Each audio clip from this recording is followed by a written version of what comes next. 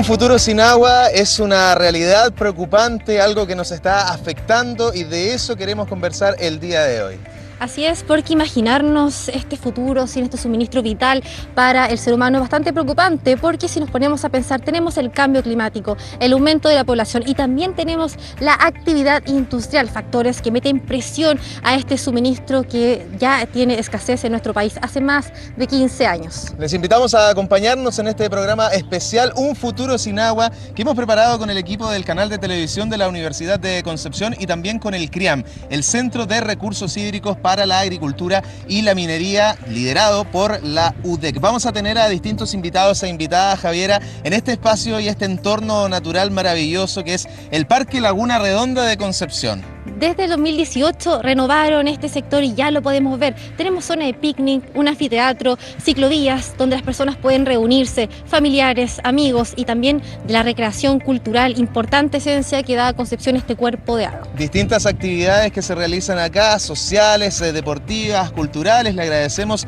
al municipio de Concepción por permitirnos estar en este sitio maravilloso, un entorno espectacular que invitamos a proteger, a cuidar, pero por sobre todo a visitar. Hay un circuito de lagunas, interlagunas, que se ha potenciado bastante acá en la capital de la región del Biobío, así que desde este lugar vamos a estar en breves minutos con distintas entrevistas para hablar del agua. Importante elemento para evitar, conoceremos el panorama que tenemos acá en nuestro país, lo que se viene y algunas soluciones que se pueden basar en otros países para poder aplicar acá en nuestra región. Nos separamos brevemente y ya comenzamos Un futuro sin agua por las pantallas de TVU.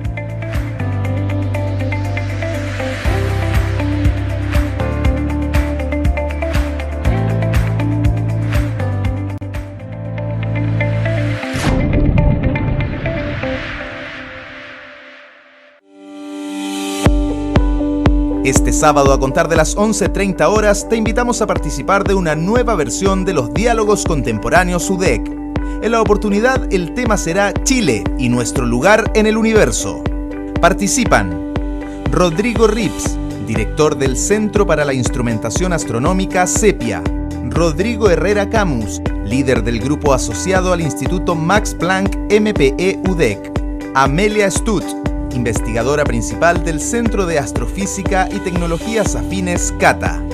La invitación es abierta para que asistas a la Casa del Arte de la Universidad de Concepción, donde podrás formular tus preguntas a las personas expositoras, o puedes seguir la transmisión a través de TVU y el canal de YouTube Universidad de Concepción.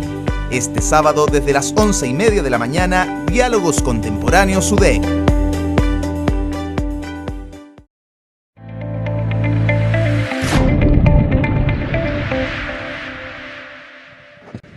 Ya estamos de regreso por las pantallas de TVU, Un futuro sin agua, el nombre de este programa especial que estamos desarrollando desde el Parque Laguna Redonda acá en Concepción. Queremos saber más de todo lo que pasa en nuestra actualidad en la región del Biobío, a nivel nacional y también a nivel mundial, porque hay una escasez hídrica y acá en Chile más de 15 años que se ha declarado esta mega sequía y también es importante saber el derecho que tenemos con el agua de todos los habitantes chilenos y chilenas. Y es por eso que ya vamos a presentar a Rodrigo Castillo, abogado con magíster en Derecho Público de la Universidad de Concepción. Rodrigo, hola, ¿cómo estás? Hola, Rodrigo. Muy bien, muy buenas tardes. Muchas gracias por la invitación. Gracias por acompañarnos en este programa especial de Un futuro sin agua. También saludamos a Ricardo Figueredo, doctor en Ciencias Biológicas, Universidad de Málaga, magíster en Ciencias con mención en Zoología de la Universidad de Concepción y también director del Departamento de Sistemas Acuáticos de la Facultad de Ciencias Ambientales. Ricardo, gracias también por estar acá. Gracias a ustedes por la invitación, gusto saludarlos. Bueno, queremos saber más sobre los derechos que tenemos el agua, la gestión y lo que está trabajando en aquello. Por eso que partiremos con Rodrigo, si nos puede contar más sobre esa parte, que algo que tenemos que saber todos los ciudadanos y ciudadanas. Bien, en Chile hay, a nivel normativo por lo menos, que es la parte que puedo aportar, hay diversos elementos importantes de considerar en cuanto a la regulación de las aguas. Regulación que va desde la norma fundamental, que es la Constitución Política, que tiene, en el caso de la Constitución vigente, una pequeña mención, digamos, ahí a las aguas a propósito del derecho de propiedad, pero también a nivel legal se desarrolla extensos cuerpos normativos que dicen relación con esta materia. El Código de Aguas es probablemente el que la mayor parte de las personas esté más familiarizado, que alguna vez ha escuchado, que es un código que lleva ya bastantes décadas de vigencia, desde el año 81, es un código, ¿cierto?, que establece algunas reglas respecto de la distribución de los derechos de aguas, del rol que le compete al Estado, a los particulares, y que ha sido objeto recientemente de una profunda reforma que se, digamos, aprobó y ya está en vigencia desde abril del año 2022, una reforma que vino a modificar diversos elementos justamente para hacer frente a lo que hemos estado conversando hoy día, la situación de escasez hídrica, pero también a diversas situaciones de inequidad en el acceso al agua, y es por eso que esa reforma vino a modificar muchos elementos. Y a partir de eso, bueno, hay otras normativas complementarias también muy importantes que ya tienen que ver con algunos aspectos más sectoriales de la gestión de las aguas, lo que dice relación, por ejemplo, con los servicios sanitarios que se relacionan directamente al acceso al agua y ya cómo la gente directamente a nivel domiciliario puede acceder a la misma, normativas que dicen relación con también normas recientes en materia de cambio climático, la Ley Marco de Cambio Climático que entra en vigencia también el año 2022, incorpora diversos elementos, sobre todo relativos a la planificación de la gestión del agua, que es algo que en Chile estamos bastante al debe hace muchas décadas en comparación a otros países, y así sucesivamente han existido diversas transformaciones justamente para intentar adecuar la normativa a la realidad que estamos viviendo en materia hídrica.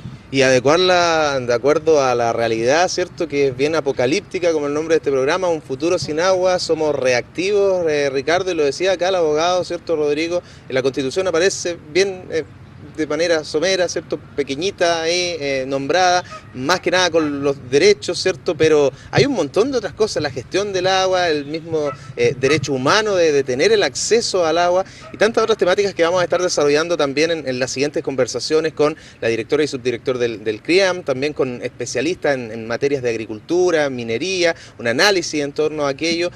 ¿Cómo ves tú este avance, ¿cierto?, que, insisto, debido a la urgencia hemos tenido en regular las materias del agua?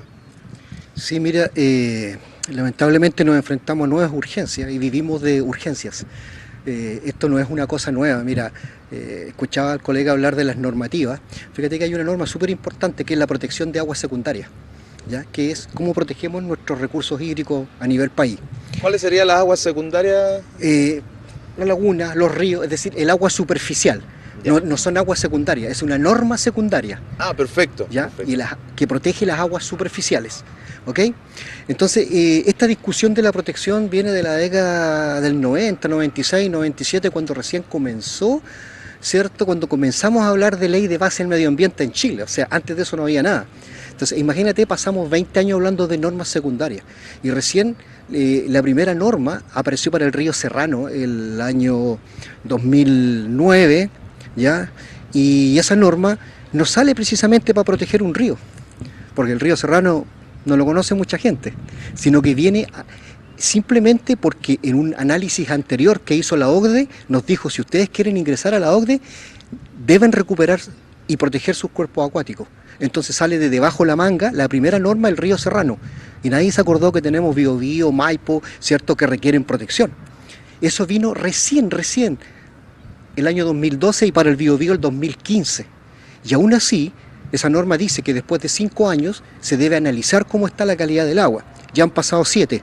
Todavía la autoridad no nos dice cuándo vamos a entrar en un plan, ya sea de recuperación o restauración o rehabilitación. Eso va a suceder cuando se vean con la necesidad de la carencia de agua. Entonces, no es un tema en que estamos siendo reaccionarios hoy, estamos en un tema que estamos acostumbrados a ser reaccionarios. Lamentablemente, ¿cierto? Siempre nosotros decimos, predicamos en el desierto, pero estamos contentos porque estos programas llegan a la gente. Bueno, Rodrigo, quiero saber más del acceso que tienen las personas al agua. Sabemos, es un derecho, pero ¿qué pasa con esos sectores que hay en nuestro país que no tienen ese tipo de acceso? ¿Qué se puede hacer con ellos también? Hay diversas respuestas que se pueden dar frente a eso, frente en el campo del derecho. Principalmente lo que ha existido en las últimas décadas es la formulación de algo que ya está un poco en el inconsciente de las personas, que es esto del derecho al acceso al agua, ¿cierto? Que es una formulación que se desarrolla en otros países, por ejemplo a nivel constitucional, en Latinoamérica, ¿cierto? Hay muchas constituciones que han empezado a regular en las últimas décadas, ya sea por vía de cambios constitucionales o reformas, este derecho al acceso, y detallan más o menos en qué aspectos consiste consiste.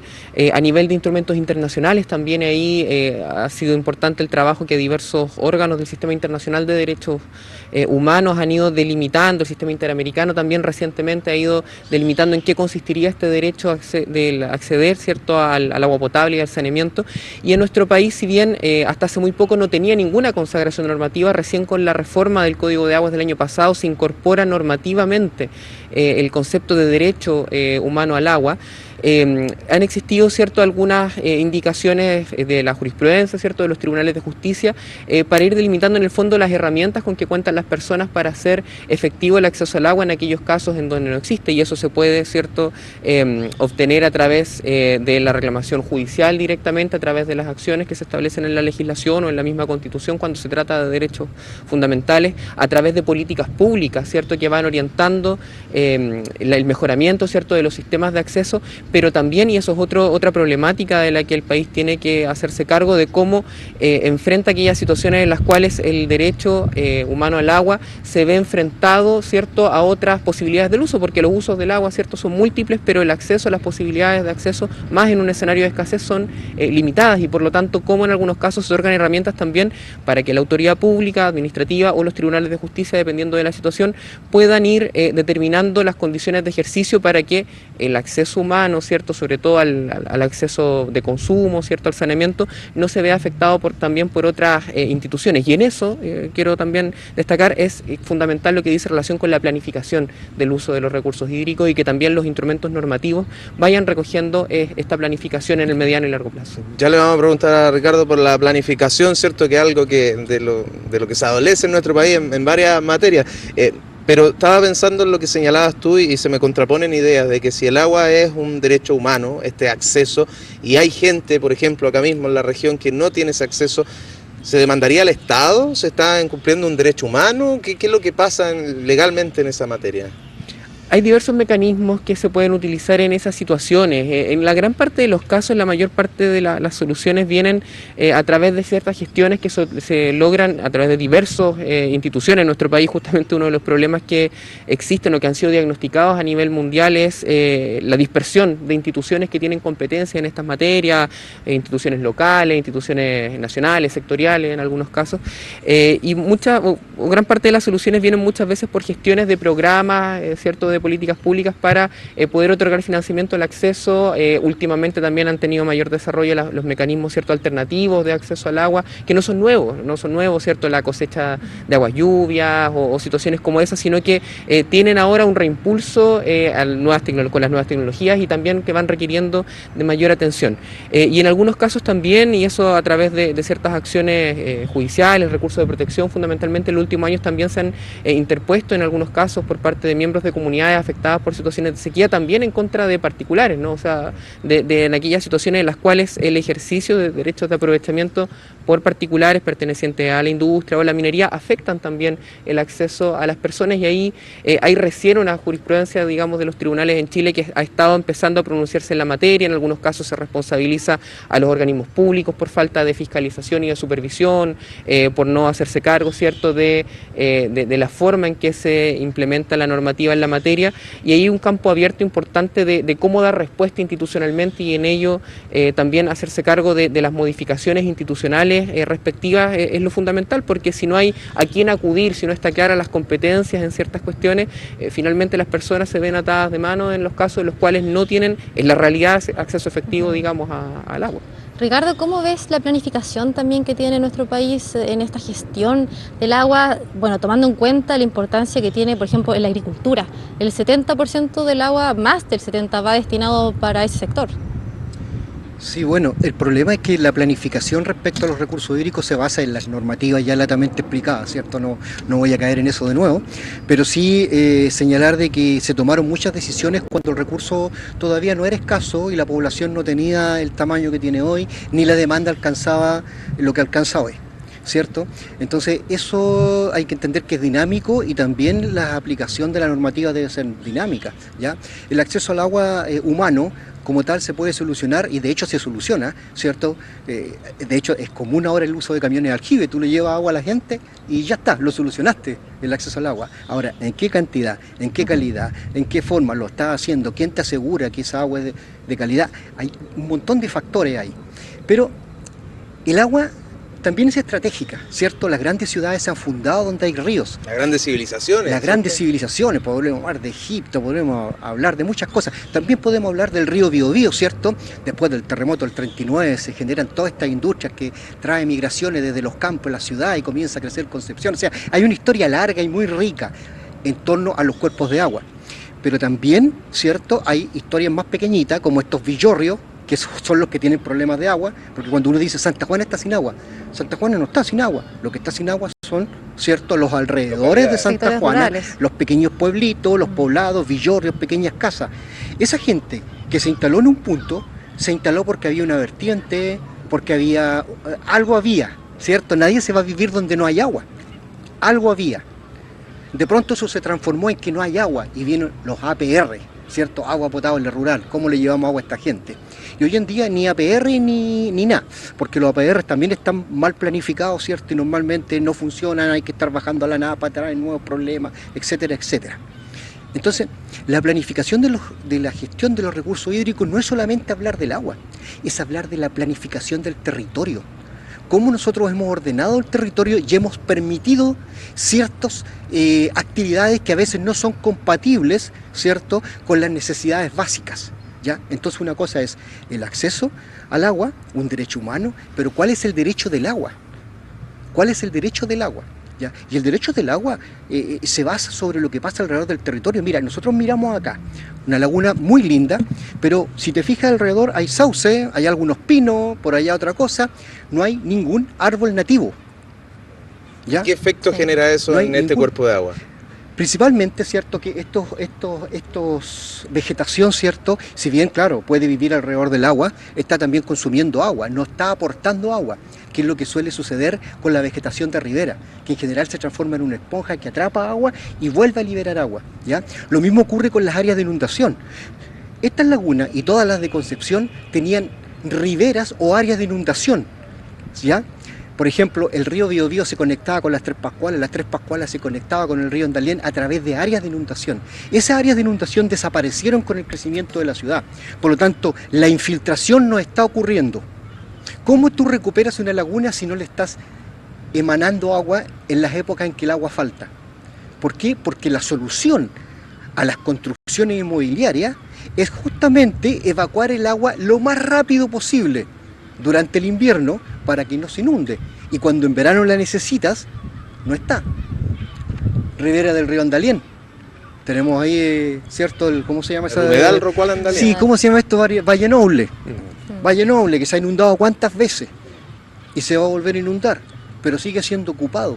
Y son áreas de inundación. Los ríos nos han demostrado históricamente, por eso son meándricos y no son rectilíneos como le gusta a ciertas personas, ¿cierto? Entonces eso, ¿cierto?, son condiciones naturales que nos permiten asegurar el agua, pero también su funcionalidad. Cuando hablamos de la vegetación, cuando hablamos de los animales, estamos hablando de biodiversidad. Y es la biodiversidad la que nos genera servicios ecosistémicos, entre ellos purificar el agua. ¿Te fijas? Entonces la planificación del agua también debe estar considerada en la planificación del territorio. No podemos mirarlo aisladamente. Esa planificación del territorio parece que en el último tiempo ha sido más desordenar el territorio. Lo vemos a diario con el transporte, ¿cierto? El de construir y no tomar en cuenta los caminos por los cuales tiene que moverse tanta gente. Y también lo estamos viendo en este caso. Claro. Importante lo que señalaba, ¿cierto, Ricardo? Porque, por ejemplo, en Mendoza dividen un río para que el sector esté más verde, se pueda, ¿cierto?, alimentar todo lo que son las áreas verdes, árboles. En cambio acá tenemos el río Biobío, se está aprovechando como debería aprovecharse, se podría sacar más provecho de una planificación tal vez más pensada. Les puedo consultar yo si han visto algún árbol en la nueva carretera que están construyendo hasta Chihuayante. eso responde rápidamente, ¿cierto?, a que eso no está ocurriendo. Y de hecho se están perdiendo las áreas de inundación del río. También podemos ver que en lo más antiguo, entre Concepción y la desembocadura, está lleno de aromos y sauces. Esos crecieron de manera espontánea y son exóticos. ¿Por qué no se pensó en vegetación nativa? Podríamos haber conectado Hualpén a través, ¿cierto?, de vegetación nativa con el parque con Nonguén con el río Andaniel con Interportuaria con Talcahuano, y tendríamos un anillo verde, ¿cierto?, protegiendo la ciudad de los planes de descontaminación atmosférica, protegiendo de las necesidades de agua, generando espacios de educación, generando espacios como estos, que son espacios verdes, ¿cierto?, que traen recuerdo a los vecinos de su infancia que jugaron en esta laguna. Sí. Parques de inundación que se mencionaban después del tsunami del 2010. De inundación que se perdieron, ¿cierto?, se mencionaron, pero ya nos olvidamos, porque Chile... yo siempre digo que tiene, aparte de la sequía que estamos viviendo, tiene sequía memorial. Se olvida de los problemas. Entonces en un par de años más vamos a vivir inundaciones, porque además vivimos en un clima mediterráneo donde las riadas son comunes, ¿cierto?, cada cierto tiempo. Por lo tanto, en un tiempo más vamos a tener inundaciones y vamos a estar hablando de las inundaciones, que también es parte, ¿cierto?, de la seguridad hídrica. La seguridad no es solamente necesidad, es saber vivir con los eventos, ¿cierto?, climáticos y catastróficos a los cuales estamos sometidos. Y tan mala memoria tenemos los chilenos y las chilenas que en esta anteproyecto, esta discusión que se está viviendo en torno a la nueva propuesta de constitución, se les había olvidado incluir el tema medioambiental. Y en uno de los últimos días, ¿cierto?, se agregó al índice también un capítulo especialmente dedicado a aquello. ¿Qué debería pasar en torno a esa materia, a nuestra Carta Magna y al tema del agua, Rodrigo, según tu opinión? Tenemos que darle la importancia que merece. Exacto, responder a las condiciones en las cuales se va a desarrollar esa nueva institucionalidad o institucionalidad reformada que va a contener la nueva carta. Y ahí yo diría el ejemplo lo dan la mayor parte de los países que han generado reformas, sobre todo aquí en la región, aquí en Latinoamérica en el último tiempo, en los cuales se va desarrollando, ¿cierto?, este constitucionalismo que se hace cargo del medio ambiente como temática, tomando diversas opciones que van dependiendo de los debates políticos que son propios, digamos, de la discusión en cada país, pero en nuestro caso en particular ya hay una conciencia de que esta materia no puede estar relegada a un espacio secundario, una mención en la normativa, sino que tiene que ser parte de los elementos fundamentales, de las bases mismas de la institucionalidad. De hecho, como parte ya en esta segunda etapa, ¿cierto?, en este segundo proceso que se está viviendo actualmente, las bases mismas que se dejaron estipuladas como parte del acuerdo político que dio origen y que están contenidas normativamente en la reforma que permite esta segunda parte del proceso, establecen dentro de las bases la protección del medio ambiente. Ahora se estableció, ¿cierto?, dentro de la comisión de expertos que este anteproyecto, porque la comisión no elabora, ¿cierto?, el proyecto final que se plebiscita, sino que elabora un anteproyecto. Va a ser el Consejo Constitucional. Exacto, que el Consejo después tome y debata en torno a él.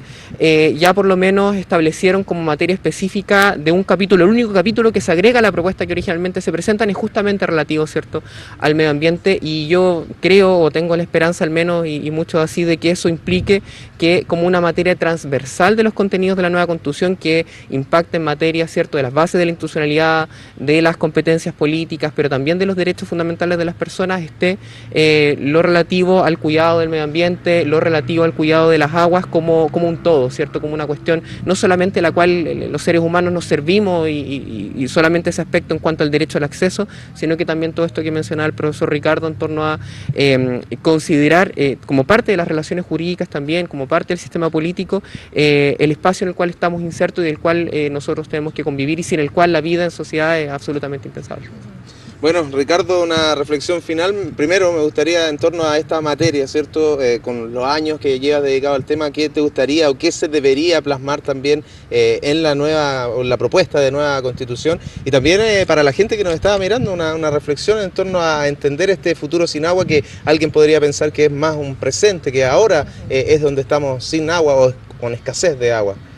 Sí, bueno, un futuro sin agua probablemente en la región mediterránea norte y parte del norte, y un futuro con mucho más agua en ciertos sectores del sur. Es decir, no hay que perder de vista eso. Nos vamos a enfrentar también a catástrofes naturales un poco más importantes, ¿ya? Ahora, digo catástrofe, pero no son catástrofes, es como funciona el sistema. somos nosotros los humanos los que nos gusta vivir en vulnerabilidad.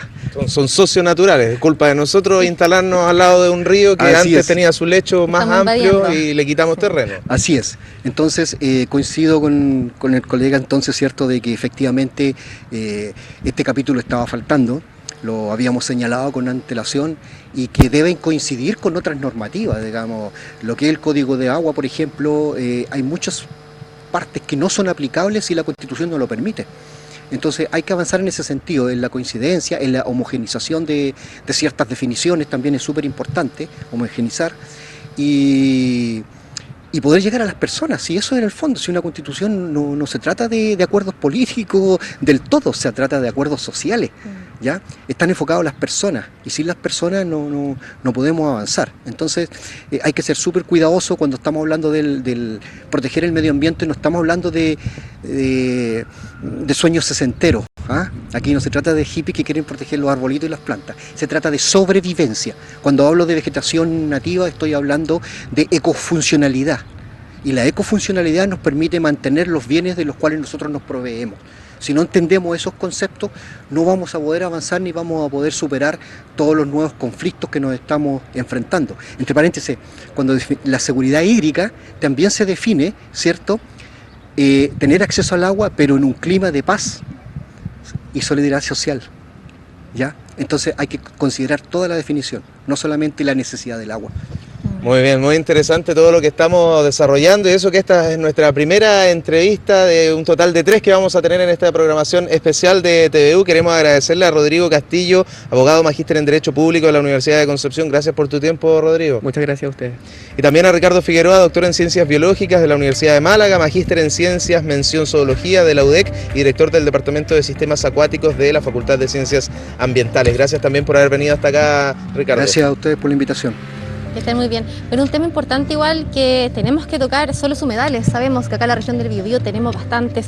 Cómo está avanzando también la ley de humedales urbanos y también lo que pasa acá, situaciones bastante complejas que ha vivido algunos humedales y las amenazas que presentan para toda su biodiversidad. ¿Qué te parece, Galo, si pasamos a revisar el siguiente reportaje de Flavio Araneda? Vamos a ver entonces las características de los humedales, los que tenemos acá en nuestra zona, la importancia y también las amenazas. Vamos a continuación a esta nota.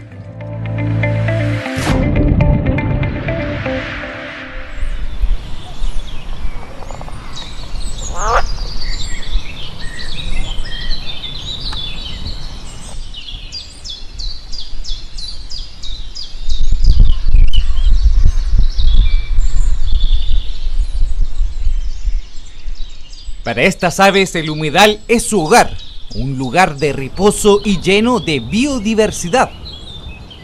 Los humedales son territorios que desempeñan funciones ecosistémicas, desde proporcionar hábitat a la vida silvestre hasta la regulación de procesos atmosféricos y ciclos geoquímicos.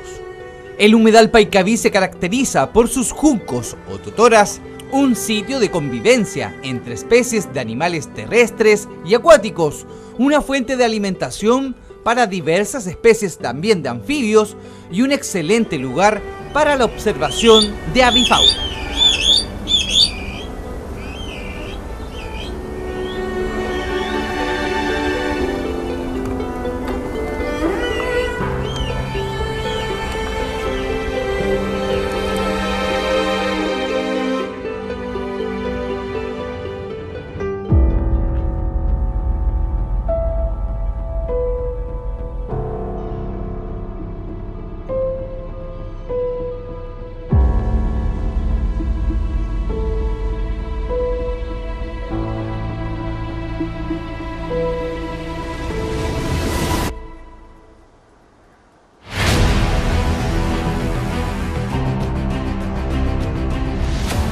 Últimamente el humedal ha hecho noticia, pero no por nuevos planes o cuidados, sino por esto.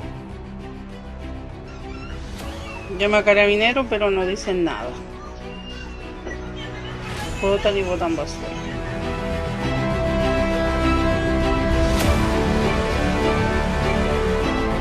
Escombros, basuras y elementos que amenazan las 11 hectáreas de biodiversidad.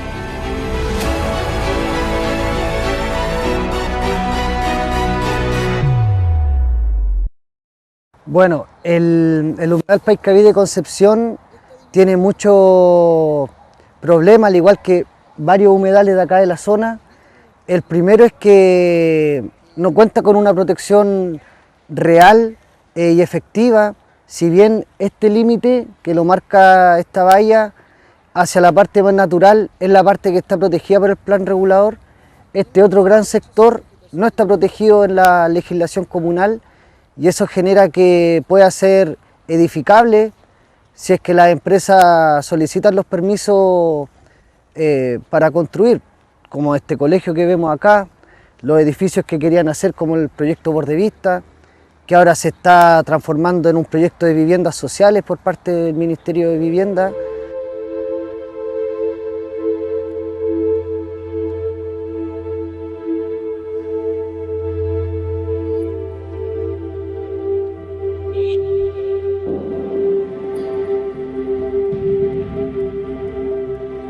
En la región del Biobío, casi el 90% de la población vive en zonas urbanas y este fenómeno se encuentra en aumento, que se refleja en el avance inmobiliario y genera mayores presiones por el uso de espacios de los humedales, siendo amenazados por diversas actividades antrópicas ilegales que han sido denunciadas en más de una oportunidad a las autoridades.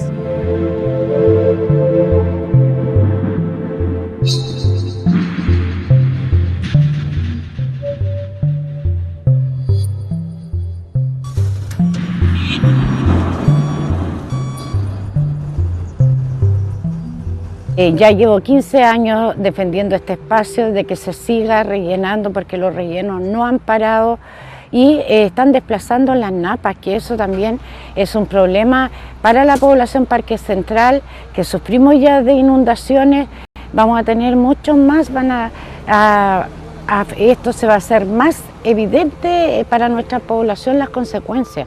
Entonces, en la acción de hoy día estoy acá con algunos compañeros para no permitir el ingreso de los camiones, porque por aquí es donde entran los camiones a rellenar el humedal.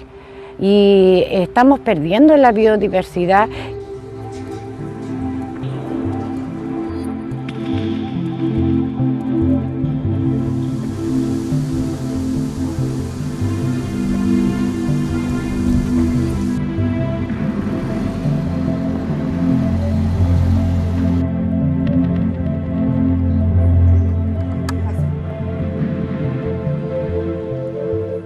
El 23 de enero del 2020, el Estado chileno promulgó la Ley de Humedales Urbanos, cuyo objetivo es proteger estos espacios para evitar su extinción.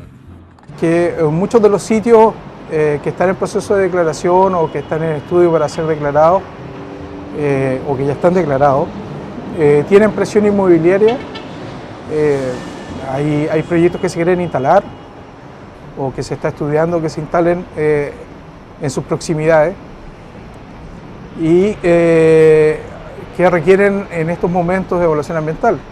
No todos están claros que deben evaluarse ambientalmente. Evidentemente, para el desarrollo de estos proyectos lo vital es que las reglas estén claras y por ende los planes reguladores dicten cuáles son las directrices de lo que se quiere tanto en el humedal como en el perímetro de los mismos.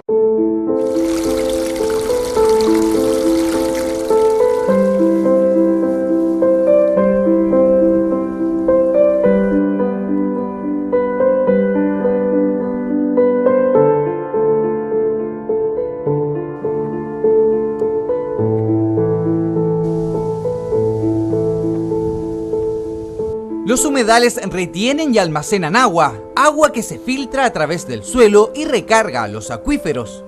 Muchos actúan como filtros que pueden eliminar sustancias tóxicas de los cuerpos de agua.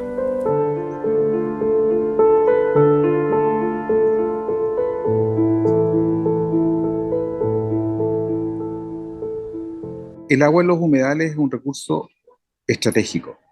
Por lo tanto, la conservación de estos importantes ecosistemas que están en zonas urbanas y rurales en nuestro país es clave si es que queremos conservar también el recurso hídrico que está cada vez más escaso y amenazado por la crisis climática, el sobreconsumo, el mal uso, etc. La función que cumplen los humedales en el ciclo de agua es su purificación. Son verdaderos sistemas de tratamiento que cumplen una función similar o análoga al de los riñones en los seres humanos, ¿no?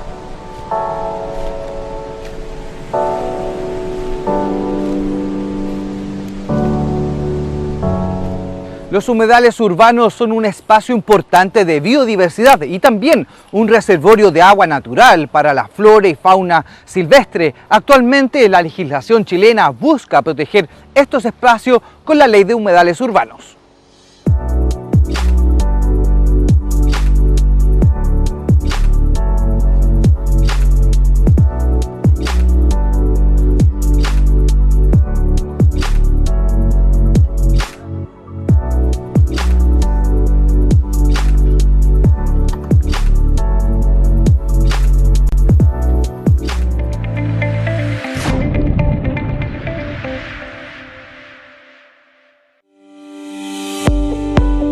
Este sábado, a contar de las 11:30 horas, te invitamos a participar de una nueva versión de los Diálogos Contemporáneos UDEC.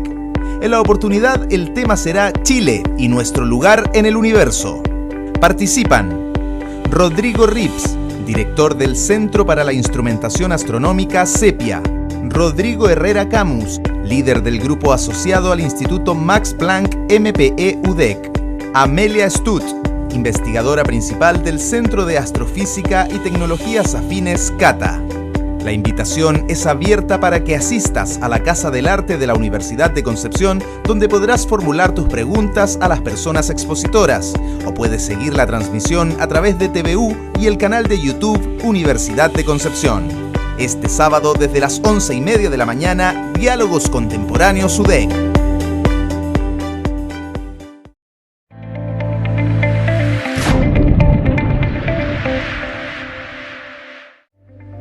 Y ya estamos de regreso en este programa especial Un Futuro Sin Agua. Es que el panorama es bastante preocupante porque 1/3 de la población mundial vive en localidades donde hay escasez hídrica, un panorama que día a día vemos que crece más y más, Galo. Por eso precisamente, Javi, tenemos que valorar lo que tenemos, este entorno natural maravilloso que hemos escogido junto al equipo de TVU, pero también junto al equipo del Centro de Recursos Hídricos para la Agricultura y la Minería, quienes nos están asesorando en esta temática y con quienes estamos conversando en este programa. Gladys Vidal, directora del CREAM, está con nosotros. Gladys, muchas gracias por estar acá. Un placer estar aquí, Galo. Y también nos acompaña Pedro Toledo, subdirector del CREAM, este centro multidisciplinario de la Universidad de Concepción. Bienvenido, Pedro. Muchas gracias. ¿Le gustó el paisaje o no? Precioso, Mucho. ¿no? Qué gusto estar aquí. Es importante cuidar el agua que tenemos y por eso que queremos conocer más del panorama actual que tenemos acá en la región del Biobío. Directora, si nos puede relatar un poco más de eso.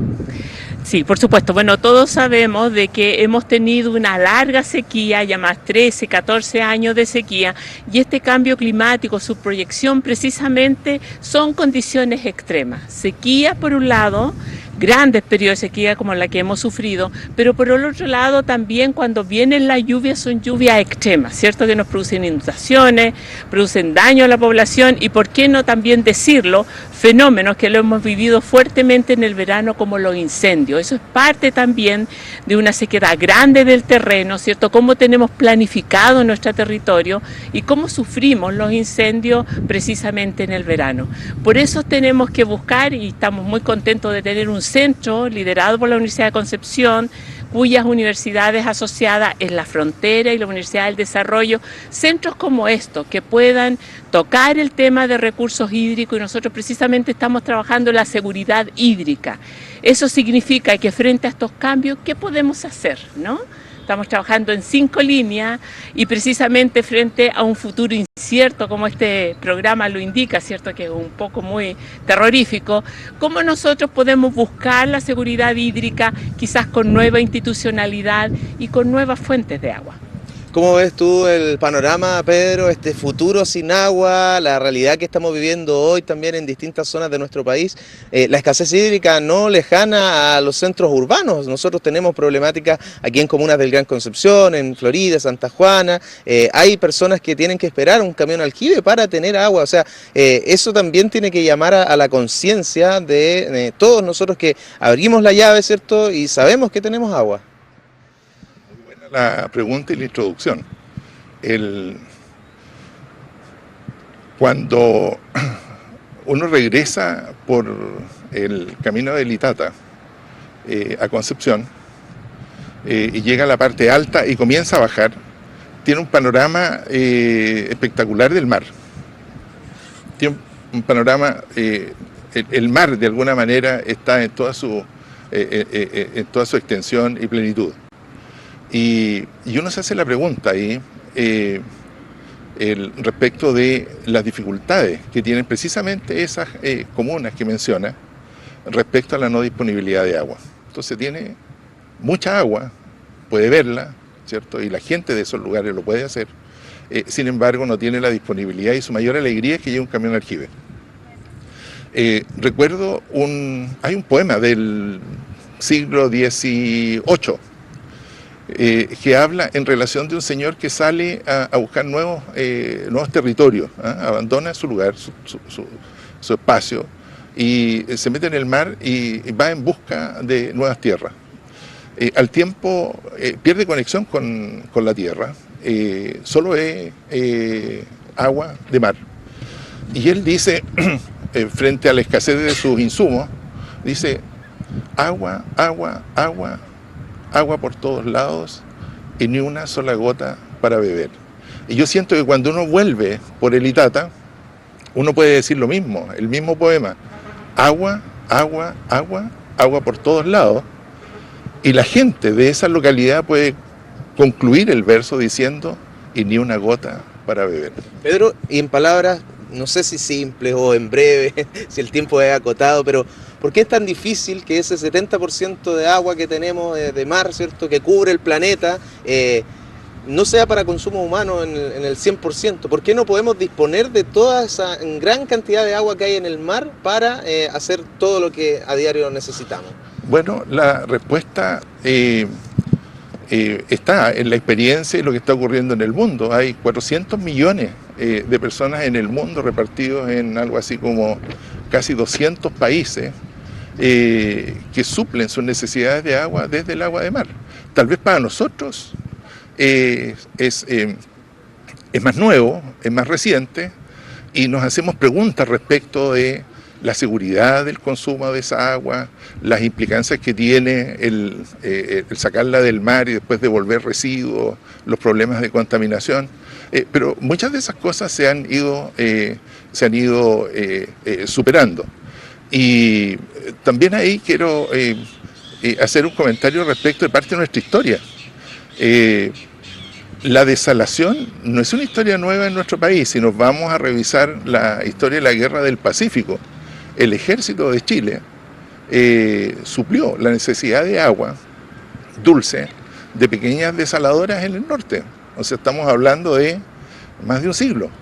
Y posteriormente un número importante de desaladoras en el norte. Toda esa historia para nosotros es desconocida.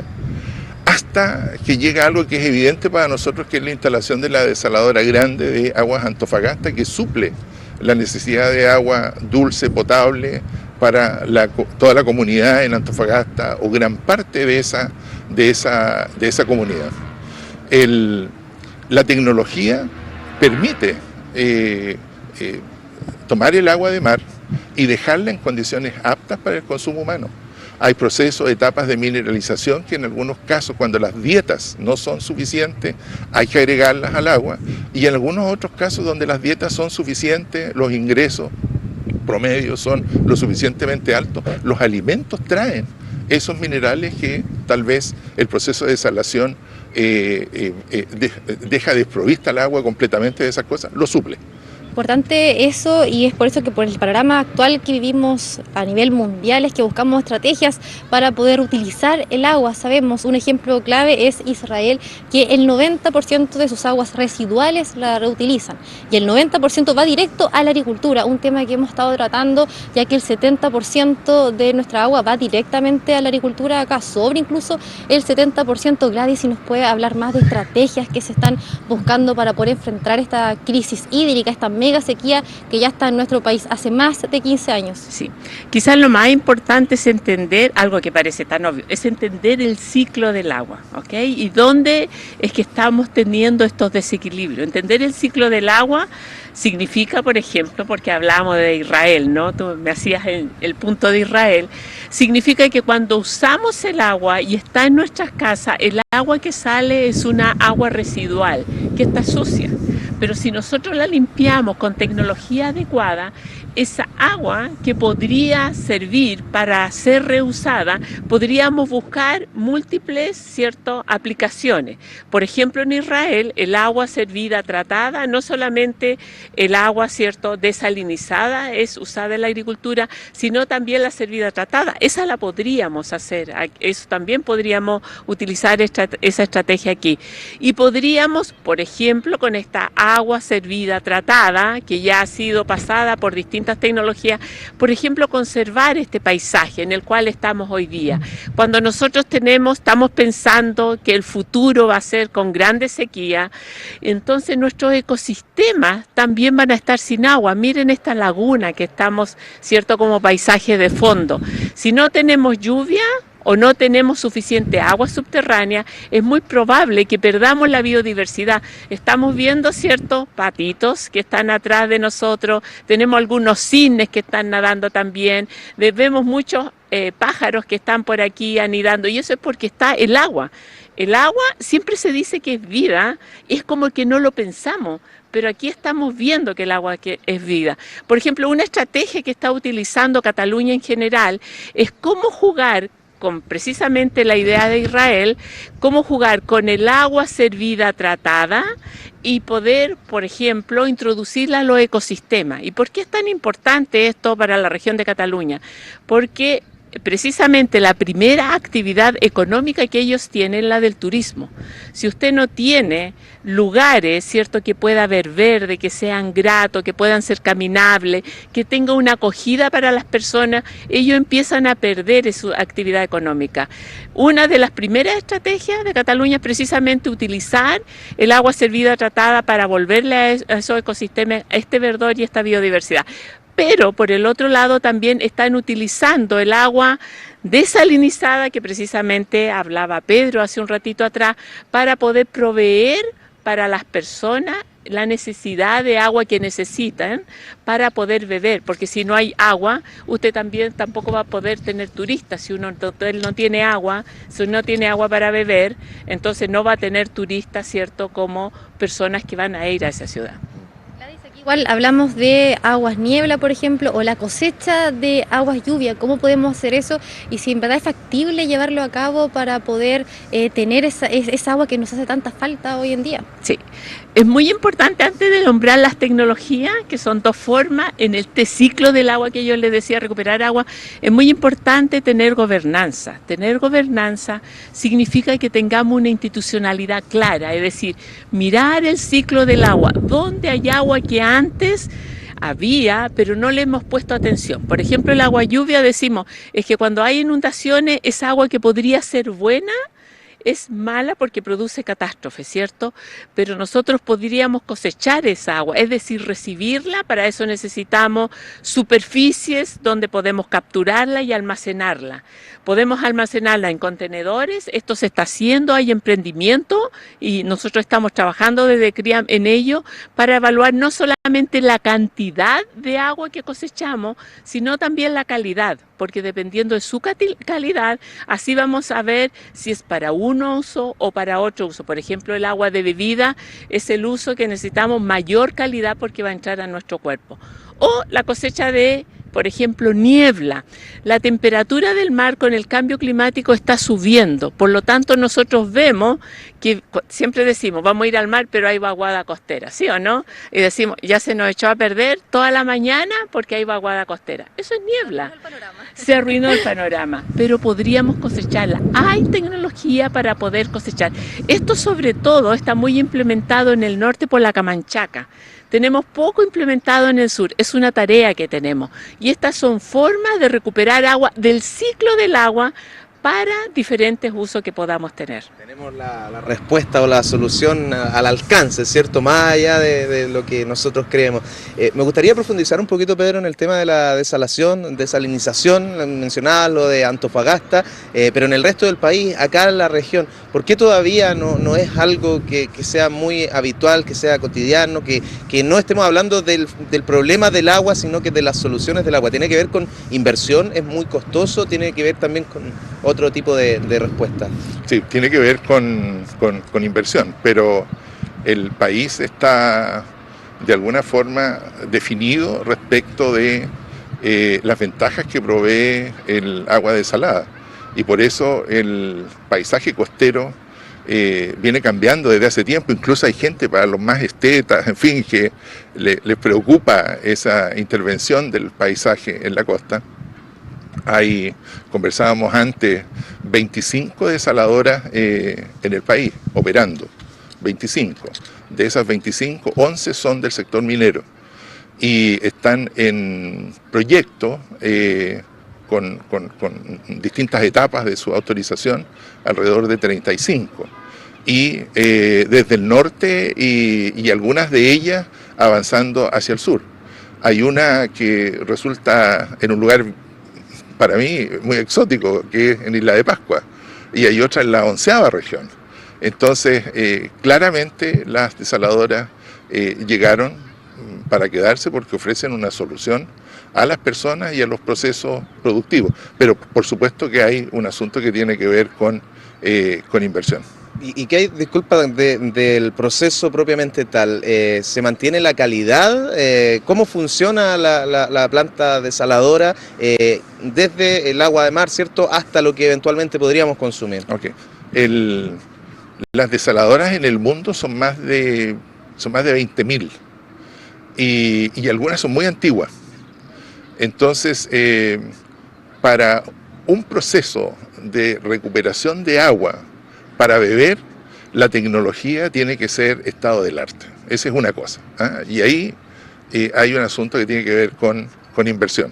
Hay algunos estudios que legítimamente se oponen a la desalinización, pero yo he encontrado que en algunos casos, con sustento en algunos puntos, pero en algunos otros basados en la experiencia de desaladoras que son muy antiguas y que funcionan de manera bien deficiente, generan unos barros salados que después se regresan al mar. Pero eso no ocurre aquí en Chile.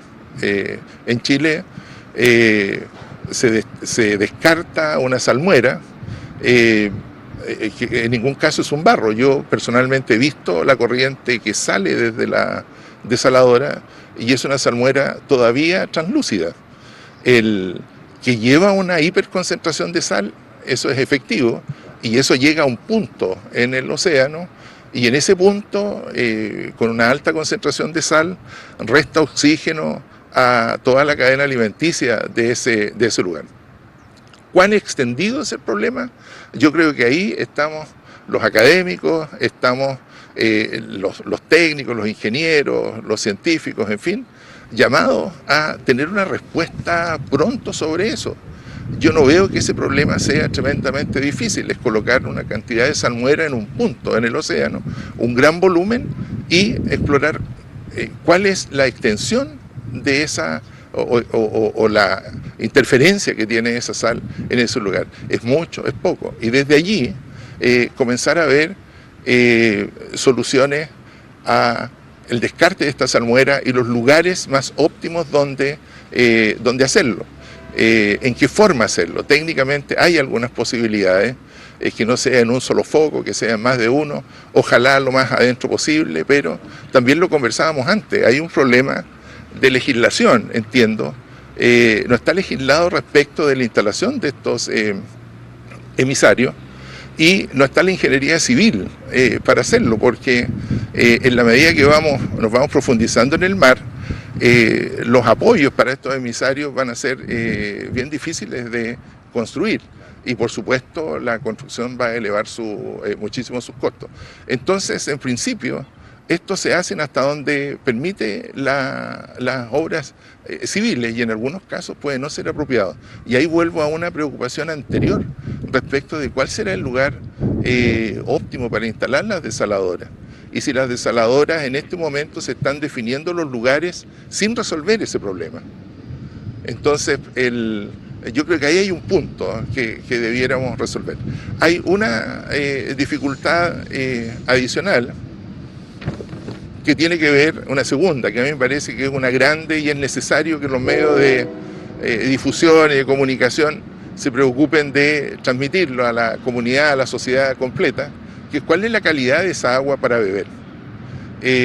Yo tengo bastante más años que todos los que están aquí presentes, y crecí con esta idea que transmitían incluso en los salones de la universidad, que alguien no podía beber agua desalada por un tiempo relativamente largo porque se iba a morir. No iba a tener los minerales para asegurar la sobrevivencia. Y ahora ha cambiado eso. Es que yo creo que es un mito, creo yo, porque los alimentos tienen los minerales que se necesitan para suplir lo que la técnica de desalación deja el agua como agua absolutamente pura. Absolutamente pura. Después que se obtiene de la desaladora con una desinfección, esa agua está apta para beber. En Antofagasta se agregan minerales y se agrega, entiendo que se agrega flúor, pero en lugares donde hay una dieta adecuada no sería necesario. Por último, bueno, Gladys, preguntarte por la tecnología que tenemos en nuestro país para poder reutilizar esta agua, para poder avanzar en los procesos, por ejemplo, de cosecha de ya sea agua niebla o agua lluvia. ¿Están acá? Sí.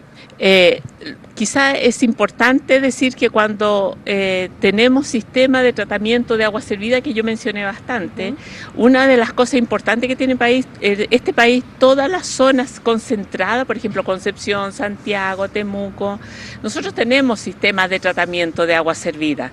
Esa agua tiene hasta tratamiento terciario. Si nosotros quisiéramos aumentar, ¿cierto?, para tener agua regenerada, que sería el agua que se va a reutilizar, tendríamos que utilizar una parte de la tecnología más, una etapa más, y podríamos tener agua para ser reusada. Pero antes de hablar de tecnología, yo quiero poner el factor humano, ¿ya? Nosotros, toda la población y el sistema productivo, estamos frente a un cambio, una crisis climática. Entonces, estamos buscando nuevas fuentes, pero no tenemos que olvidarnos que cada fuente de agua que busquemos va a ser más cara que lo que tenemos. Por lo tanto, tenemos una responsabilidad muy grande, y es poder formar, y el Centro CRIAM lo está haciendo, formar líderes ciudadanos para poder entender la importancia del agua y cómo cuidamos el agua que tenemos en estos momentos, más todavía de lo que estamos haciendo. Cómo podemos conservar un ecosistema, ¿cierto?, con la biodiversidad, como por ejemplo el que tenemos aquí atrás. ¿Por qué? Porque cuando tenemos un ecosistema saludable como el que estamos viendo, vamos a tener agua de calidad. Entonces, antes de ir a la etapa difícil de buscar más tecnología, parece que la tecnología estuviera lejos de nosotros, es todo ser consciente que estamos viviendo en un medio ambiente, que tenemos que cuidarlo, porque nosotros dependemos de este ecosistema, dependemos de esa agua. Todo lo que hagamos con nuevas tecnologías, por ejemplo, cosechar agua lluvia, que decía Javiera, por ejemplo, esto de poder cosechar niebla, la tecnología está, ¿cierto? Tenemos que adaptarla, pero ¿quién la va a adaptar? Va a ser la población también. Por lo tanto, ser conscientes de lo que tengamos. CRIAM tiene mucha información respecto a cosecha de agua lluvia, tenemos información a reutilización de agua, pero también tenemos un diploma de recursos hídricos a la sustentabilidad que está abierto a todo el público y es para poder tener una mirada interdisciplinaria del agua. No esperemos pensar en que la tecnología lo resuelve. El problema es de todos nosotros, como todos tenemos conciencia, ¿cierto? Medio apocalíptico este programa que estamos haciendo, pero como tenemos conciencia de poder tener seguridad hídrica. Tener seguridad hídrica significa que con lo que estamos haciendo, la población aseguremos agua para beber, agua para conservar nuestro ecosistema y agua para poder desarrollarnos. Y para poder desarrollarnos significa agua para nuestros sistemas productivos. Es un tremendo desafío, es una temática que nos apasiona mucho porque está muy ligada a la investigación que se desarrolla en la Universidad de Concepción. Y un futuro sin agua, bueno, es un nombre que remece, pero es lo que tenemos, ¿cierto? Es nuestra realidad. Es a lo que estamos enfrentados, Gladys. Sí, pero un futuro sin agua hay que preguntarse si nosotros podríamos existir o no. Pues nosotros dependemos de los ecosistemas, somos parte de los ecosistemas y eso es lo que se nos olvida. Eso es lo que yo quiero hacer notar. O sea, fue tan oportuno, ¿cierto? Y valioso que hiciéramos esto, ¿cierto? Que las mujeres nos sentimos un poco despeinadas, al aire libre y mirando esta laguna. Pero es un acierto, nosotros pertenecemos a esto, no pertenecemos a un estudio de TV, o una sala de clase, o un laboratorio. El hombre pertenece al ecosistema. Entonces la reflexión es, si tenemos un futuro sin agua, ¿será que la humanidad va a existir? Esa es la pregunta. Nos quedamos con esa pregunta, les queremos agradecer Gladys Vidal y Pedro Toledo, directora y subdirector del CRIAM, y además felicitarlos por el trabajo que realizan constantemente con distintas actividades, ¿cierto? Con este diplomado, así que la invitación también es a informarse de todo lo que en el CRIAM están haciendo. Gladys, Pedro, muchísimas gracias. Un placer estar aquí. A usted. Y nosotros, Javi, vamos a presentar un reportaje, ¿cierto?, que has preparado tú junto al equipo de TVU y que evidentemente tiene que ver con esta temática y con realidades que hay aquí muy cerca. Así es, porque nos trasladamos hasta Hualqui para conocer la realidad de vecinos y vecinas de diferentes sectores.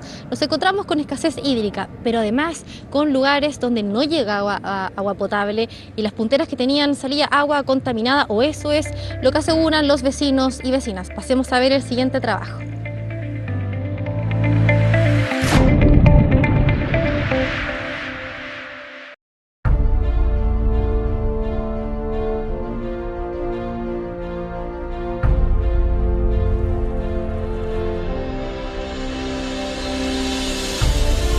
El agua, un elemento vital para el ser humano y la conservación de la flora y fauna.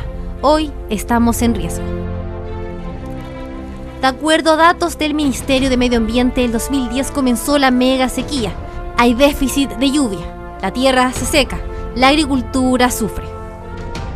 Bueno, todos sabemos que en realidad tenemos un cambio climático que más que cambio ha sido una crisis climática. Hemos tenido ¿cuántos años de sequía? Más de 14 o más años en que nos vemos claramente, ¿cierto?, muy estresados por las condiciones climáticas. Hace muy poco tiempo tuvimos todos estos fenómenos de incendio que se han agravado por el cambio climático debido a la sequedad que tiene el territorio.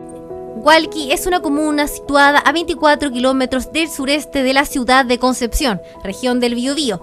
La escasez hídrica y el cambio climático ha afectado a los vecinos y vecinas, más aún cuando hablamos del sector agrícola. Y aparte, cada año es más seco. El sol y el verano igual es más intenso. Y no sé, antes tenían una motobomba que queda como hacia allá, y después tuvieron que cambiar la escena en otro lado porque el agua ya no salía de ese lado. Esto tuvo que haber sido como hace unos 5 años aproximadamente. Antes, igual el verano no era tan fuerte. El tema de los... antes nunca pasaba los 25 grados, cosas así, hace 5 años. Y ahora es constante, pues todos los días. Antes por lo menos había cada 2 semanas una lluvia, ahora nada. Solamente sol. Y bueno, la mayoría de los vecinos igual ha disminuido la cantidad de cosas que cosechan.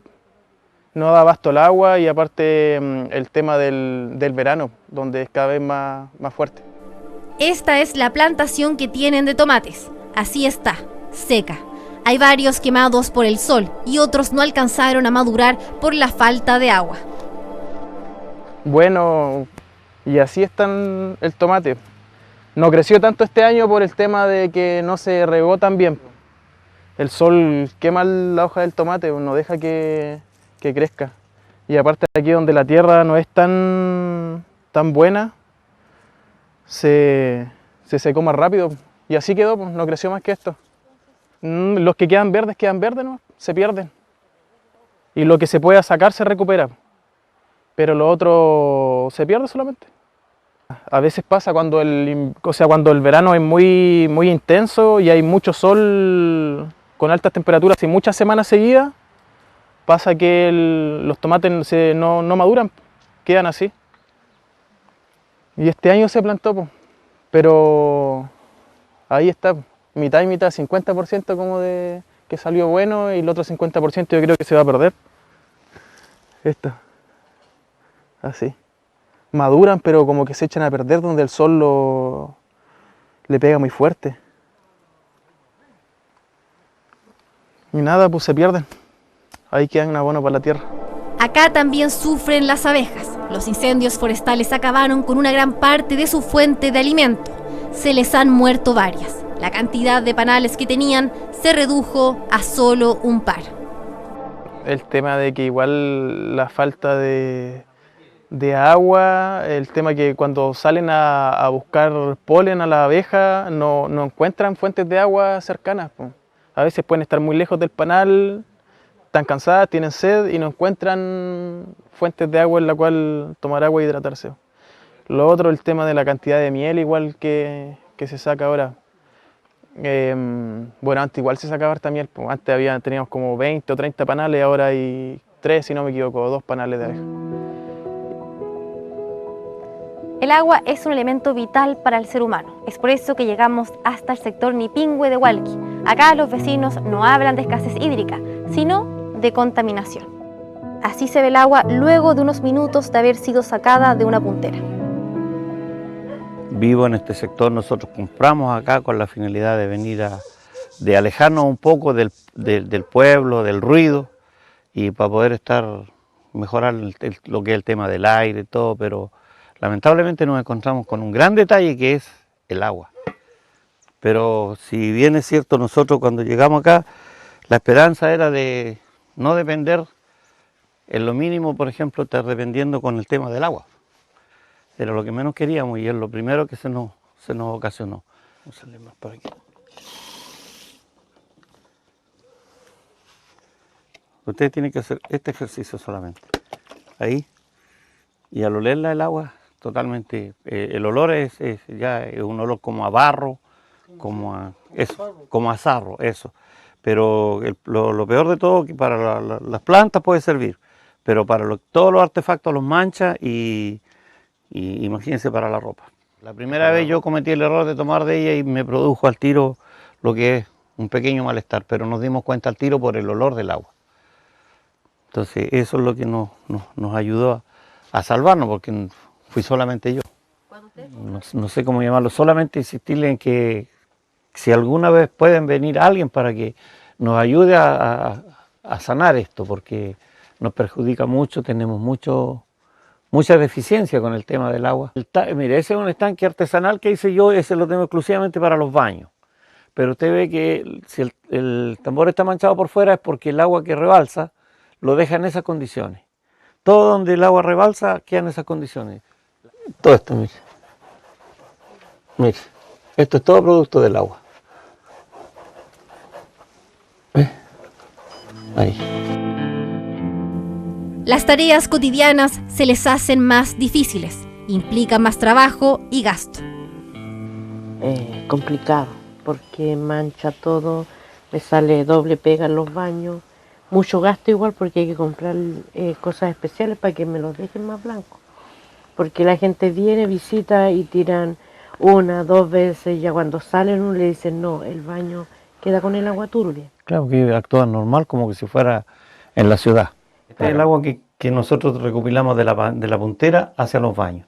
Pero ella, bueno, ahí trata de disimularla un poco con unas pastillas que hay, pero si usted se fija, el artefacto está manchado ya por fuera y el color es amarillo. Sáquele la tapa al estanque y se van a dar cuenta.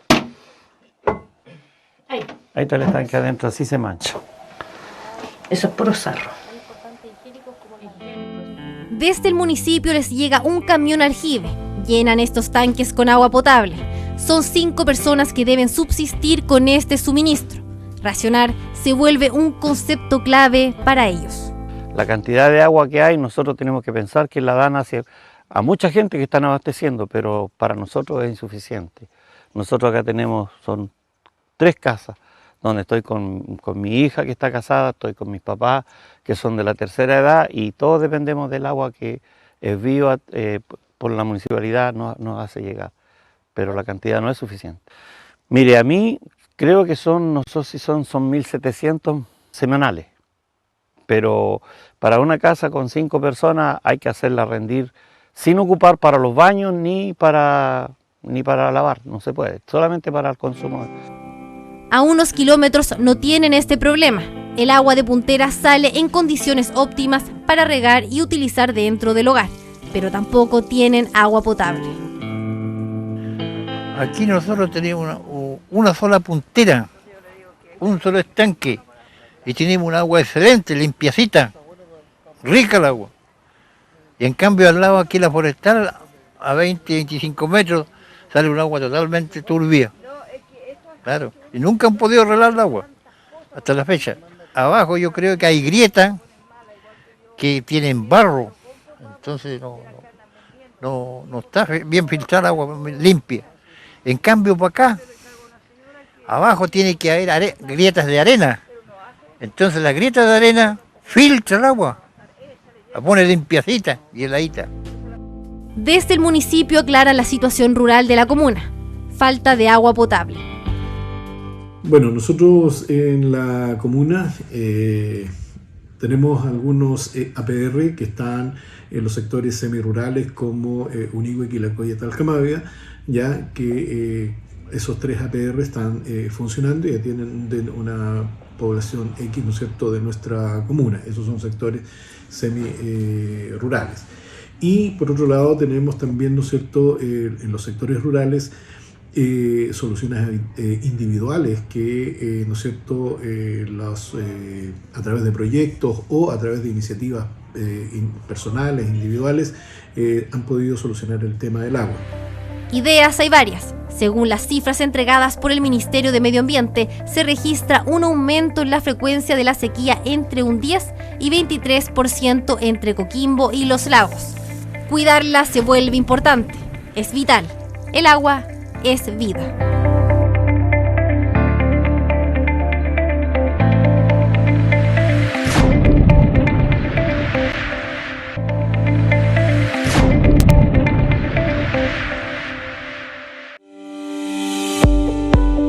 Este sábado, a contar de las 11:30 horas, te invitamos a participar de una nueva versión de los Diálogos Contemporáneos UDEC. En la oportunidad, el tema será Chile y nuestro lugar en el universo.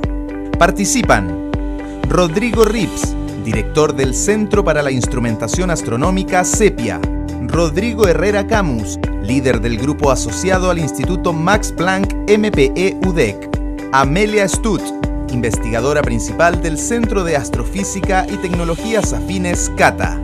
La invitación es abierta para que asistas a la Casa del Arte de la Universidad de Concepción, donde podrás formular tus preguntas a las personas expositoras, o puedes seguir la transmisión a través de TVU y el canal de YouTube Universidad de Concepción.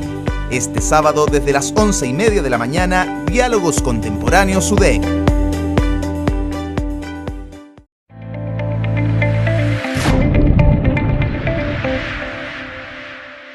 Seguimos desde este hermoso lugar, el Parque Laguna Redonda, en Concepción, la capital de la región del Biobío, conversando con distintos profesionales ligados a esta temática tan relevante en una semana, ¿cierto?, muy especial por conmemorarse el Día Internacional del Agua. Vamos a saludar a quienes nos van a acompañar en este último bloque de programa. Está con nosotros Octavio Lagos, ingeniero civil agrícola del Campus Chillán e investigador asociado del CREAM de la Universidad de Concepción. Octavio, muchas gracias por estar con nosotros el día de hoy. ¿Cómo le va?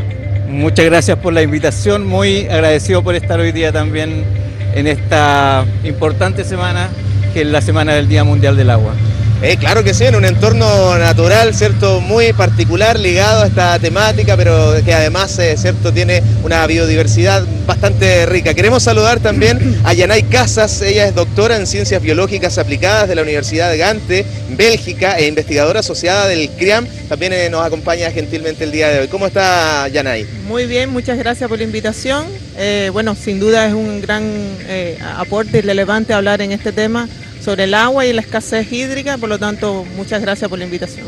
Muchas gracias a ti por estar acá. Y también nos acompaña Leopoldo Gutiérrez, él es profesor asociado del Departamento de Ingeniería de Metalurgia y doctor en procesamiento de minerales de nuestra Universidad de Concepción. Leopoldo, también bienvenido, gracias por estar acá. Muchas gracias por invitarme, encantado de poder estar acá y conversar respecto a un tema tan relevante como es el agua y desde la perspectiva de lo que nosotros hacemos, que es todo lo que tiene que ver con minería. Claro que sí, con la laguna de fondo, con aves, con un tren de carga pasando a esta hora, con todo cierto lo que tiene este lugar. Y quiero partir por el nombre del programa, quiero preguntarles qué les parece esta frase, un futuro sin agua. Primero, Octavio, ¿qué te parece ese nombre que puede parecer a lo mejor un poco apocalíptico, pero así como vamos, al ritmo cierto que va creciendo la población mundial, al ritmo también que vamos utilizando nuestros recursos naturales, parece que no es algo que estuviese muy lejano? ¿Qué te produce también el nombre Un futuro sin agua? A mí me parece que el futuro sin agua es un nombre que está un poco equivocado, porque el futuro, la verdad es que llegó ya. No es un futuro sin agua, hoy día ya... Es un presente sin agua. Es un presente sin agua. Hoy día, en los últimos 14 años, hemos vivido lamentablemente una de las sequías más grandes del país. Los caudales han ido mostrando niveles mucho más bajos de lo que históricamente han medido. Es extraño también tener hoy día años normales de lluvia. Los años normales parece que ya son anormales. Lo que es normal es tener periodos de sequía que son importantes. Entonces creo que este futuro incierto, creo que más bien un presente bien un poco negativo, podríamos decir, pero que también tiene espacio para mejorar. Creo que todavía tenemos espacio para mejorar con tecnología, tenemos espacio para mejorar con formación de gente, con capacitación. En los últimos años, disculpa, ¿se ha acelerado este proceso? La sobreexplotación del agua, la escasez hídrica, en los años de investigación que lleva y en los años que tiene esta temática también, ¿podemos decir que se ha concentrado en las últimas décadas esta problemática? Lo que pasa es que las precipitaciones son la fuente hídrica que tiene nuestro país y nuestras cuencas. Y cuando esas precipitaciones disminuyen, la disponibilidad que hay para poder utilizar esa agua en los diferentes sectores, la agricultura, en las ciudades, en la minería, disminuye. Entonces hay que tratar de ser mucho más eficiente con menos agua y hay que tratar de ocuparla también de una manera, podríamos decir, sustentable. Eso ha ido ocurriendo en los últimos 14 años producto de la disminución de las precipitaciones. Yanay, ¿comparte lo que señala Octavio en torno a este presente sin agua más que futuro sin agua? Ciertamente sí, porque muchas veces veíamos las noticias históricamente de que África no tenía agua y resulta ser que Chile vive escenarios de escasez hídrica. No es un secreto para nadie que Santiago se racionalice el agua el año pasado. Entonces, esos escenarios que estamos viviendo acá indica que tenemos que cambiar. Indica que hay un cambio climático presente, que está disminuyendo la disponibilidad de agua, que necesitamos transitar hacia patrones responsables industrialmente, pero también hacia patrones de consumo responsables. Entonces yo creo que sí, coincido plenamente con Octavio en sus observaciones, y yo creo que esta es una oportunidad para la innovación, para el desarrollo, para ver cómo avanzamos de manera sostenible, tratando de que este recurso mantenerlo, tratar de desacoplar los sistemas productivos lo más que se pueda de este recurso agua, también para garantizar las generaciones futuras dispongan de este recurso tan valioso y tan necesario. Te pregunto desde ya, para ti, ¿cuál crees que es el principal desafío para la humanidad, si quieres, en torno a esta materia? Gran desafío yo creo que todos tenemos una gran responsabilidad en el consumo de agua. Desde nosotros como ciudadanos, porque recordemos que también una importante cantidad de agua va al agua potable que nosotros consumimos. Si nosotros como ciudadanos no somos capaces o interiorizamos la necesidad de cuidarla, entonces también estamos fallando en ese contexto. Entonces no basta con que las industrias sean responsables, hagan una buena gestión en el recurso hídrico, también nosotros tenemos que hacerlo. Entonces yo creo que todos tenemos que jugar un papel importante en esto. Leopoldo, ¿qué hay de esa mirada en torno a que la industria, ¿cierto?, la minería, la agricultura, bueno, son parte responsable de lo que está ocurriendo con este recurso? ¿Qué tanta responsabilidad también tenemos nosotros, ¿cierto?, las personas, el consumo residencial? ¿Cuál es tu mirada en torno a esta materia? Sí, definitivamente concuerdo con mis colegas. Todos somos responsables en esto. Yo creo que la industria, nosotros, los ciudadanos, y eso nos obliga a avanzar en tecnología, avanzar en conocimiento, avanzar en cultura. Ya, cultura del agua yo creo que es un tema que de a poco hemos ido internalizando. Justamente conversábamos con los colegas anteriormente que en la década del 90, aquí en Concepción, cuando yo estudiaba ingeniería en la Facultad de Ingeniería de la UDEC, habían inundaciones. ¿Ya? Me acuerdo de la calle Edmundo Larenas, era un río, y eso eran, cada 2 años ocurría eso. Ahora uno no lo ve. Entonces ha cambiado. Definitivamente el cambio climático es una realidad. Y cómo nos hacemos responsables de eso, yo creo que es una labor de todos. En el ámbito que yo me desenvuelvo, que es la minería, yo diría que es un tema que está totalmente internalizado.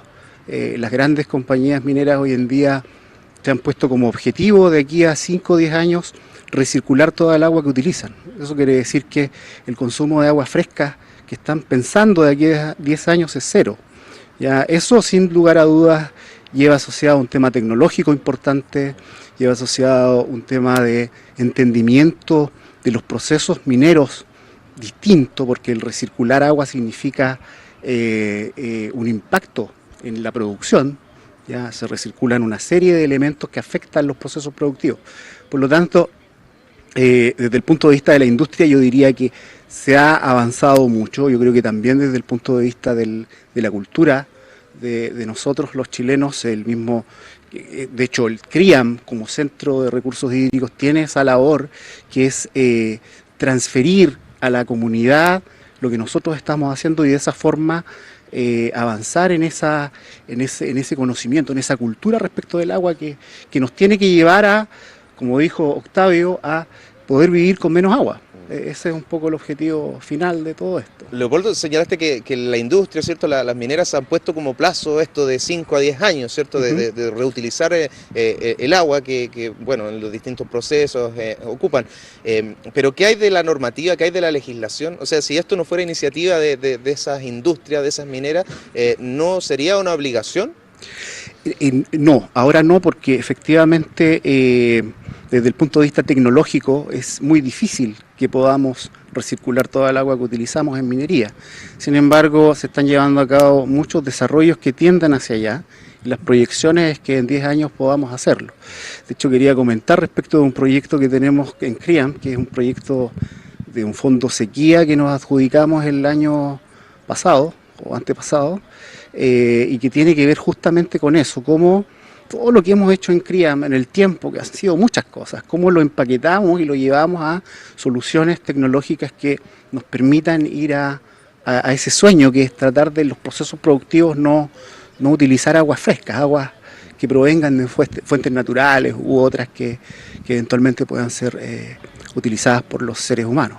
Siento que estamos, Octavio, en un momento en el que el trabajo que ustedes han desarrollado por años, y no solamente acá en la Universidad de Concepción, ¿cierto? Profesionales, académicos, académicas en todo Chile, en las aulas, esta transferencia tecnológica, por fin está siendo tomada en cuenta. Un poco tarde quizás por las personas que toman las decisiones, por las autoridades en general. Antiguamente siempre yo escuchaba a profesionales académicos, académicas decían, nosotros le planteamos esta solución a la autoridad y bueno, estará en una carpeta ahí en algún escritorio.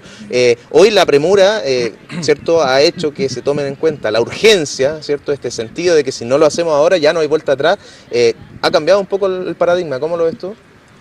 Yo lo veo que ha cambiado un montón. Se reconoce hoy día la formación de capital humano como una necesidad bien importante. A veces se mira como que la tecnología por sí sola va a solucionar un problema, pero cuando no hay formación de capital humano que utilice de forma eficiente esa energía, el resultado no va a ser óptimo, ¿verdad? Y cuando hablamos de formación de capital humano en el CRIAM, hablamos no solamente de formar estudiantes o profesionales universitarios, o profesionales de posgrado, de magíster, de doctorado, también hablamos de la sociedad, de gente que hoy día está utilizando recursos hídricos y que antes quizás no lo sentía como un bien propio. El agua es un bien nacional de uso público, ¿verdad? Que todos deberíamos sentirnos dueños del agua. Y pareciera que los que se sienten más dueños del agua son quienes tienen derechos de aprovechamiento de agua. más que el resto de la sociedad. Entonces creemos que ahí tenemos que poner harto más esfuerzo para que todos nos sintamos más dueños de este recurso que es de todos y que nos va a afectar a todos. Entonces, en formación de capital humano creo que hay una brecha pero muy grande en ayudar, por ejemplo, a los agricultores a que rieguen de mejor forma, que ocupen el agua de forma mucho más eficientes. En nuestros domicilios, en la gente, los técnicos que riegan estos mismos parques, necesitamos como capacitarlos para enseñarles a ocupar el agua de manera responsable y eficiente. Necesitamos que la sociedad también entienda que este recurso nos pertenece a todos, entonces que cualquier contaminación que caiga aquí va a terminar en el agua, y esa agua es probable que alguien más la esté ocupando, y también queremos que esa agua mejore la calidad que hoy día tiene. La calidad del agua también es un tremendo tema. Cada vez que pasa un canal por una ciudad, cada vez que pasan recursos hídricos, esteros, digamos, por una ciudad, normalmente como sociedad tendemos a contaminar el agua. Y lo que tenemos que generar es como conciencia de cuidarla no solo en cantidad, sino que también en calidad.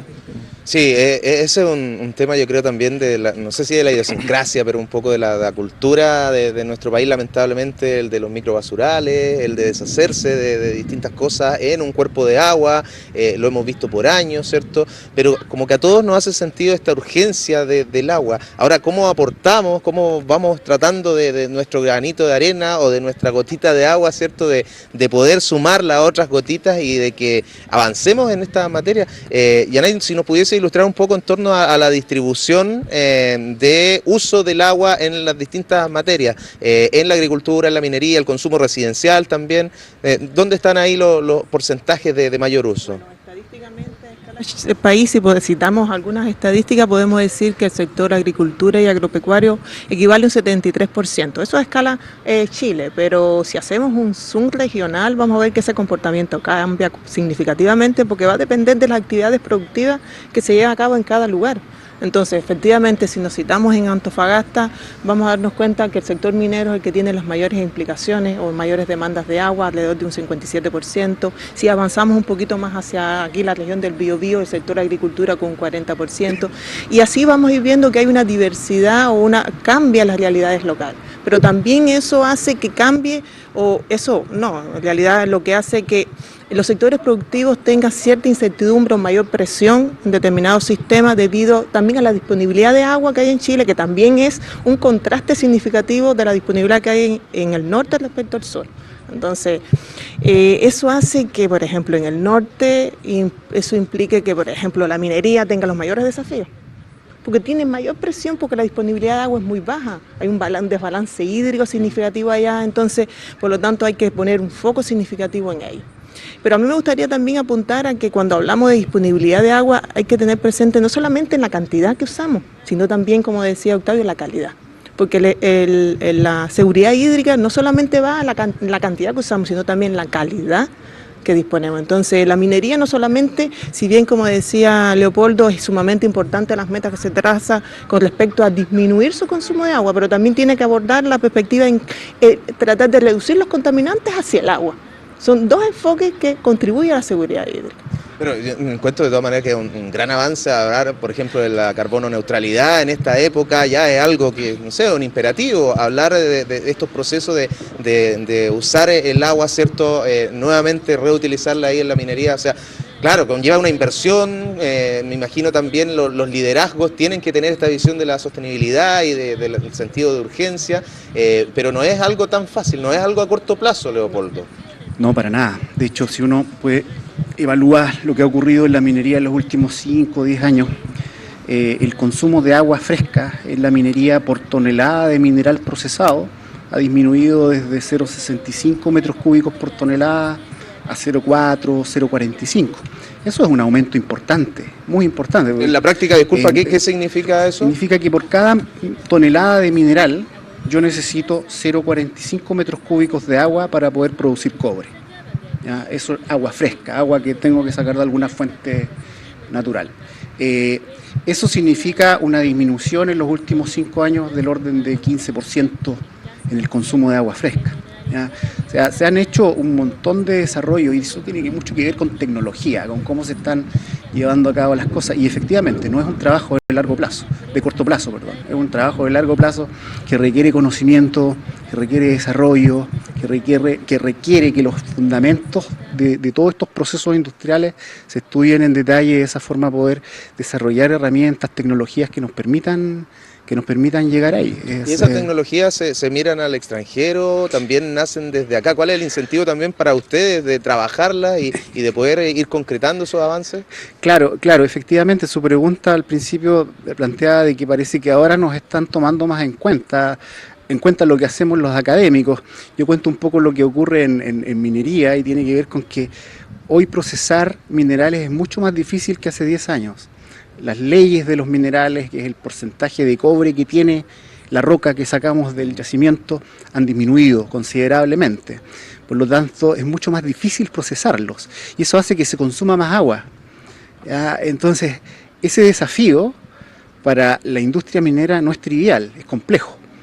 Y están de alguna forma volviendo a los fundamentos, a los conceptos básicos de los procesos para poder justamente ir hacia una condición en la cual no consumamos agua fresca. Ese es un poco lo que se ha ido dando en el último tiempo. Por lo tanto, efectivamente es un tema que se debe abordar.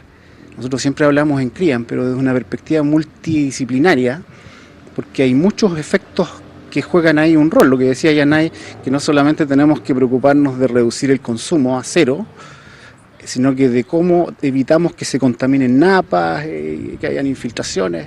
Son todos temas muy complejos, ¿ya? Y ahí la academia yo creo que tiene mucho que aportar, definitivamente.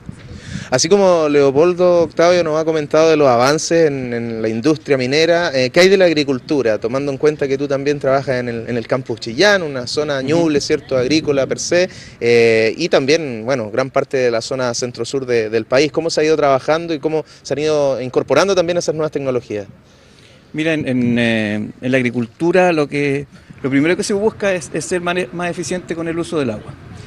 Y afortunadamente en Chile tenemos una ley que tiene el número 18.450, que fomenta la inversión privada en obras de riego y drenaje.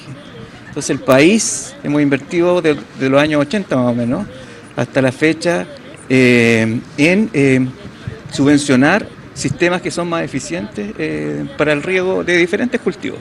Obviamente la fruticultura es uno de los primeros que empieza a aumentar la superficie que está regada con estos sistemas que son más productivos, porque también son cultivos de exportación que son más rentables, por así decirlo.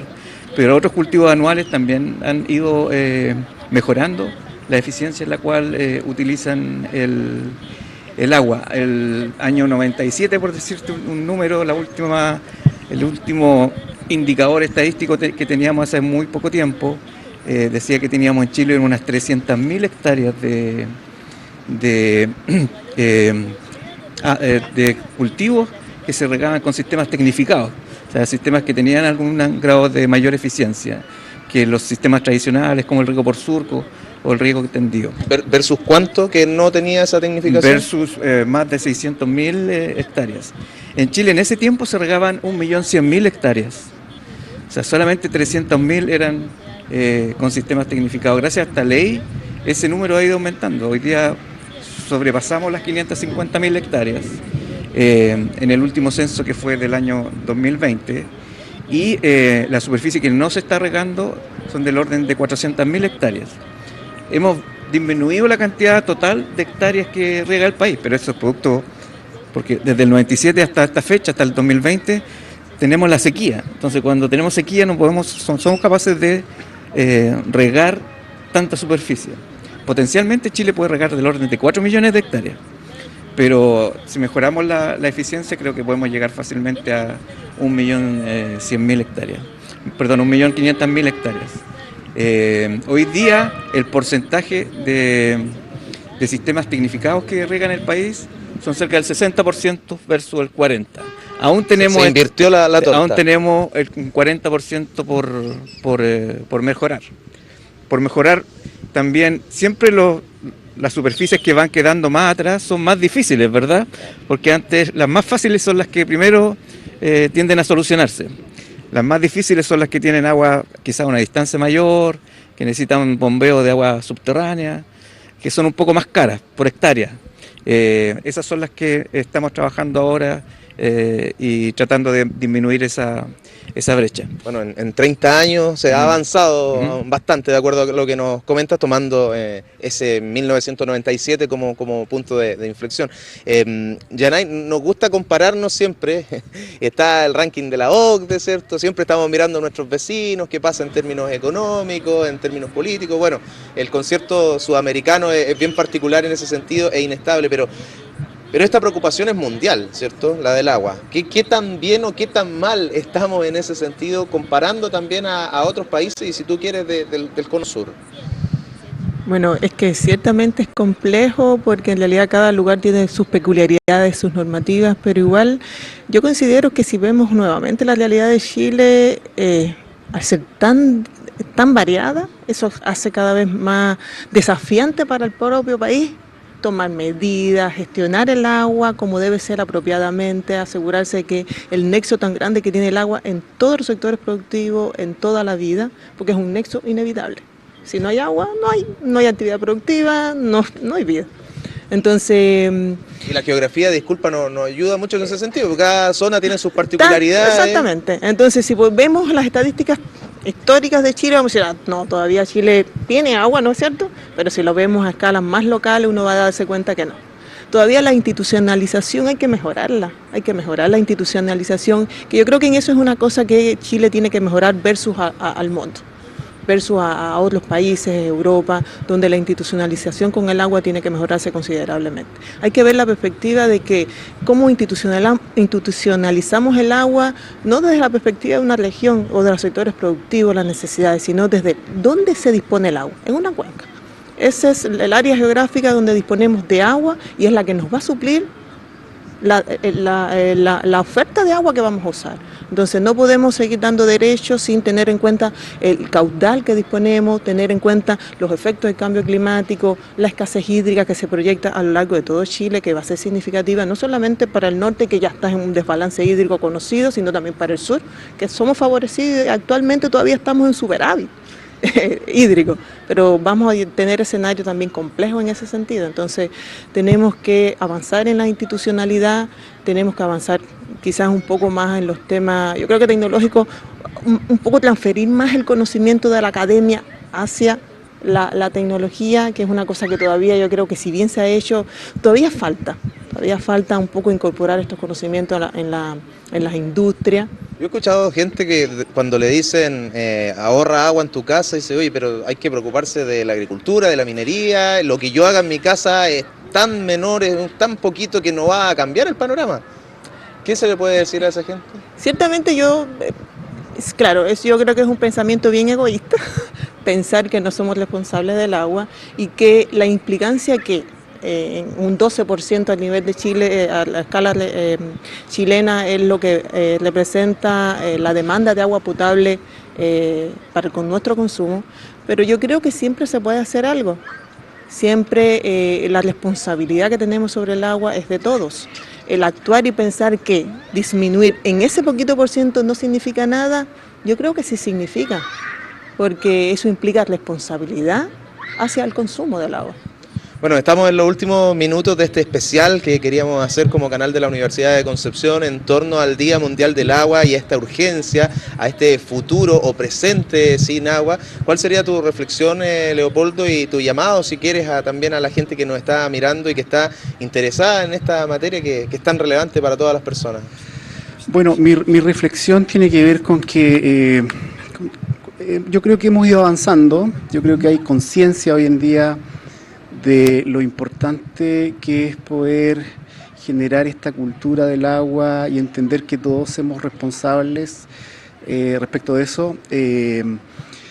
Siempre, como se dice, el patio del vecino es mejor y siempre tratamos de autoflagelarnos muchas veces en lo que hacemos. Yo diría que no, yo diría que se ha ido tomando conciencia, falta mucho, yo creo que estamos en una situación compleja. Centros como CRIAM aportan mucho a esto desde una perspectiva de investigación, desde una perspectiva tecnológica, desde la perspectiva de poder transferir lo que hacemos a la comunidad y que la comunidad vaya generando una cultura. ¿Ya? Yo soy positivo, yo creo que vamos a poder salir adelante de esta situación compleja siempre y cuando todos asumamos la responsabilidad. Ahí está, yo creo que la clave, las distintas industrias lo han estado haciendo y existe claridad de que simplemente sin agua no hay mucho que hacer. En la industria minera hoy en día es claro que sin agua no hay producción y eso significa mucho. Por lo tanto, se están tomando acciones y también en otras áreas, por ejemplo, ambientales. Si no nos preocupamos del ambiente, simplemente no hay nada, digamos. Yo diría que tenemos que avanzar, pero hay material como para seguir adelante en muchos temas. Leopoldo, hay voces, sobre todo en campaña, populista o no, será otra discusión, pero que han propuesto que Chile tenga un ministerio del agua. Yo no sé si esa institucionalidad podría cambiar un poco el panorama. ¿Qué crees tú? Sí, probablemente tiene mucho de las épocas de campaña, ¿no? Pero a mí en cierto modo me hace sentido, fíjate. Creo que hoy en día es un tema tan relevante que podría efectivamente tener la importancia como para tener un ministerio del agua, ¿no? Separado de lo que es el Ministerio de Obras Públicas y que tenga sus propios recursos, sus propias atribuciones. Podría ser importante, yo creo que sí, me da la impresión de que es un tema tan importante hoy en día, tan crítico, que podría ser una buena idea. ¿Cómo lo ves tú, Octavio? Mira, tal como existe el Ministerio de Energía, el Ministerio de Recursos Hídricos creo que aportaría al país. Hoy día la institucionalidad que tenemos en Chile tiene distribuido en diferentes ministerios y en diferentes organismos temas importantes del agua. Desde la Marina, por ejemplo, que da los permisos para poder tener o extraer agua de mar y poder tener los proyectos de desalación, o por construir un pozo cercano a la costa, también la Marina tiene que dar esos permisos. Obras públicas, energía, medio ambiente. Ministerio de Obras Públicas, Ministerio de Agricultura, Medio Ambiente, la Superintendencia, está muy distribuido, el Ministerio de Salud. Hoy día está muy distribuida la institucionalidad que tenemos hoy día. Quizás esa discusión con respecto también al agua está clara y todos reconocen que es así, que deberíamos en el fondo unificarla dentro de una misma institucionalidad que vea estos temas. Así que desde mi punto personal creo que es un paso importante que deberíamos dar como país y que ordenaría muchísimo el uso y la eficiencia del recurso hídrico. Tu reflexión y mensaje quizás a la gente también que nos está mirando en esta fecha importante. Mira, este año las Naciones Unidas tienen el Día Mundial del Agua y el lema que existe, sé tú el cambio. Ese es el lema, sé tú el cambio. Y sé tú el cambio implica que el agua es de todos. Creo que el mensaje en nuestro país es que todas las personas nos sintamos dueños del agua y que todas podamos aportar desde nuestra vida a ser más eficientes en usar el agua y en usarla de manera responsable y que sin contaminar en el fondo, sin contaminar el agua. Creo que ese es el mensaje que deberíamos todos tener en nuestra conciencia desde que estamos en el jardín hasta que seamos adultos, para poder ir avanzando en esto que es tan importante para todos. Bueno, y al sentirnos todos dueños del agua, no solamente tenemos el derecho al agua, tenemos la responsabilidad. Y hablábamos al principio, Yanay, que todos somos responsables de una u otra manera también de lo que está ocurriendo. ¿Cuál sería tu reflexión final? Bueno, yo un poco coincido con mis colegas y yo creo que la reflexión que debemos llevarnos es que debemos que seguir avanzando hacia un consumo y producción responsable.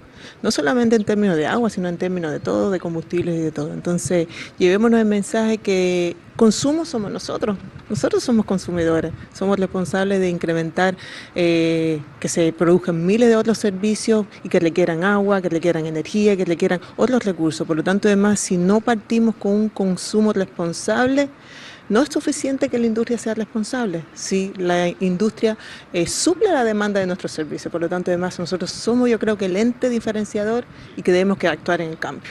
Muy bien, les quiero agradecer la disposición de haber llegado hasta acá, muy relevante para nosotros como canal de la universidad contar con su apoyo desde el inicio de este proyecto, de esta idea de programa para generar conciencia, para informar, así que de verdad muy agradecido Octavio Lagos, Yanay Casas, Leopoldo Gutiérrez, académicos, profesionales dedicados a esta materia. Muchísimas gracias por su tiempo y será hasta una próxima ocasión. Ya, muchas gracias. Gracias. Que estén muy bien. Un futuro sin agua a través de las pantallas de TVU.